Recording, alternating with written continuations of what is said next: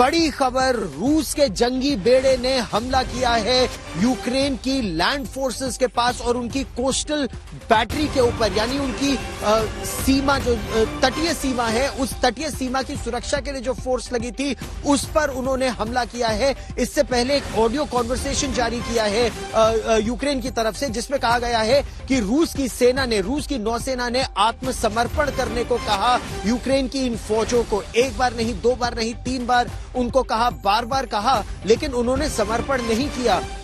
रूस को बुरा भला कहा और केवल 13 लोग थे उस कोस्टल बैटरी की सुरक्षा के लिए, ऐसा यूक्रेन में कहा जा रहा है।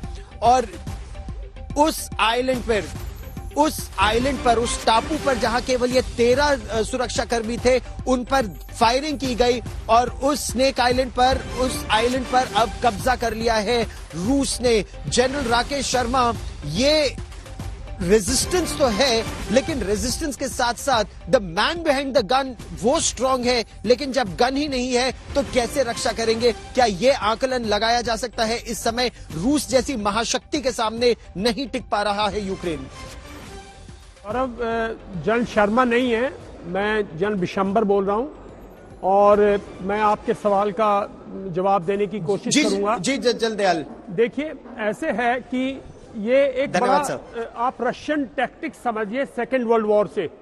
रशिया ब्रॉड फ्रंट पर लड़ाई नहीं लड़ता, रशिया मल्टीपल फ्रंट्स पर लड़ाई लड़ता है और डीप पेनिट्रेशन करता है। अगर सेकेंड वर्ल्ड वॉर को देखें तो आज तक भी मैकेनाइज्ड फोर्सेस उनकी फिलॉसफी डीप पेनिट्रेशन और उसके बाद फैन आउट करती है।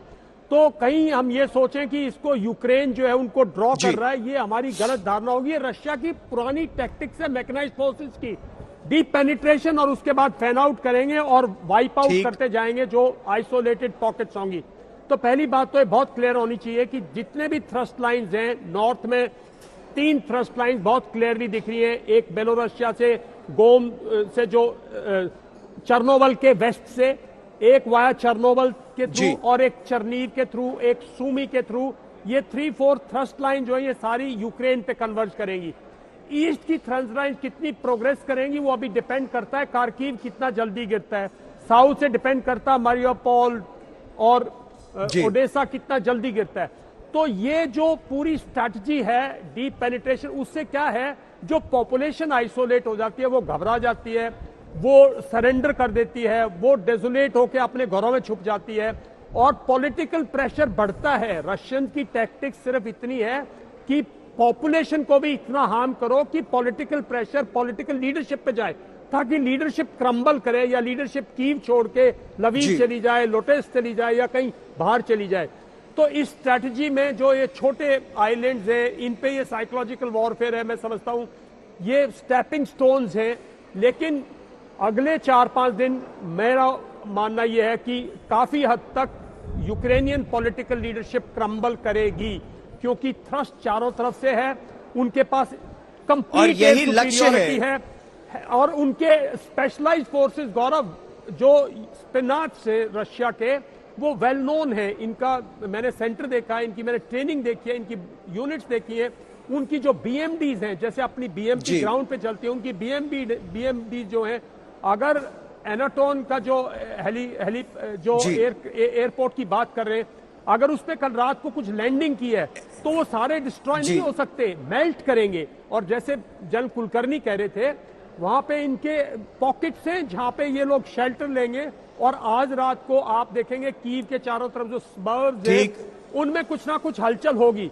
मिसाइल के साथ साथ ग्राउंड फोर्सेस से भी कुछ जो सबर्ब्स हैं, सैटेलाइट टाउन्स हैं यूक्रेन, कीव के चारों तरफ, कीव सराउंडेड है स्मॉल टाउन से, वहां पे आज रात को आप हरकत देखेंगे। और इससे एक पॉपुलेशन के अंदर, पॉलिटिकल लीडरशिप के अंदर एक हाहाकार मचेगी और इस हाहाकार से ही मैं समझता हूं कुछ निकलेगा, क्योंकि रशिया डिस्ट्रॉय नहीं करना चाहता जो सिविलियन इंफ्रास्ट्रक्चर है, सिविलियन पॉपुलेशन है। महत्वपूर्ण आप बात कर रहे हैं, सिविलियन इंफ्रास्ट्रक्चर को नहीं डिस्ट्रॉय करना चाहता, लेकिन फोर्सेस को वो पूरी तरह से डीमिलिटराइज करना चाहता है और पॉलिटिकल रिजीम चेंज करना चाहता है? क्या alternate regime ambassador Dogra already तैयार करके रखी होगी रूस ने कि जैसे ही राष्ट्रपति ज़ेलेंस्की को अगर वो हटाने में सफल होते हैं तो ऑल्टरनेट लीडरशिप कौन सी आके खड़ी हो जाएगी और फिर जो वहां पर फोर्सेस होगी उनसे कहा जाएगा कि आप इनके आदेश पर काम करें? लेकिन जो विश्व से मदद की गुहार लगा रहे हैं इस समय राष्ट्रपति ज़ेलेंस्की, ये कह रहे हैं कि हम तो अकेले पड़ गए, हम तो अलग थलग पड़ गए, कोई हमारे साथ नहीं खड़ा है। ये तो मतलब बिल्कुल एक तरह से छाती पीटने वाली बात नहीं हो रही है? और अगर ऐसा हो रहा है तो किस तरह की मदद की गुहार लगा रहे हैं? क्या वो मदद उनके रास्ते आ सकती है? देखिए, आपने दो बड़े महत्वपूर्ण क्वेश्चन उठाए। जहां तक लिस्ट का सवाल है तो अमेरिकन्स ने पिछले एक महीने से बार बार कह रहे हैं कि रशिया ने लिस्ट तैयार कर ली है कि यूक्रेन की लीडरशिप में किस किस को उन्होंने मारना है। ये तो अमेरिकन्स ने कहा। मारना है या भगाना है या अरेस्ट करना है वो अलग बात है, पर साथ में रशिया ने लिस्ट तैयार कर ली होगी कि किसको इंस्टॉल करना है, क्योंकि उनकी मंशा ये है कि ऑक्यूपेशन आर्मी की तरह अगर वो यूक्रेन में रहे तो वो एक दलदल में फंस जाएंगे। उनकी मंशा ये है कि अपनी पपेट्स जो है वो गवर्नमेंट वहां इंस्टॉल करके अगर कोई फोर्स रखनी है तो टोकन फोर्स रख के अपना वापस विड्रॉ कर ले, और ये ठीक भी बात होगी। ठीक। दूसरा सवाल ये है, ठीक, महत्वपूर्ण बात। जी जी जी जी। दूसरा सवाल ये है कि जैसे जनरल दयाल ने भी हिंट किया था कि रशिया नहीं चाहता कि वो पॉपुलेशन, जो जनरल यूक्रेन की पॉपुलेशन है, नॉन रशियन पॉपुलेशन, वो आगे ही रशिया के अगेंस्ट खिलाफ है, उनके लिए कोई सिंपैथी नहीं, तो ये नहीं चाहता कि वो परमानेंट एनिमी बन जाए। और ठीक। जहां तक राष्ट्रपति का सवाल है और राष्ट्रपति का जो संदेश है, आपने बिल्कुल ठीक कहा कि वो छाती पीट पीट के कह रहे हैं कि देखो आपने हमारे देश को बिल्कुल अकेला तन्हा छोड़ दिया।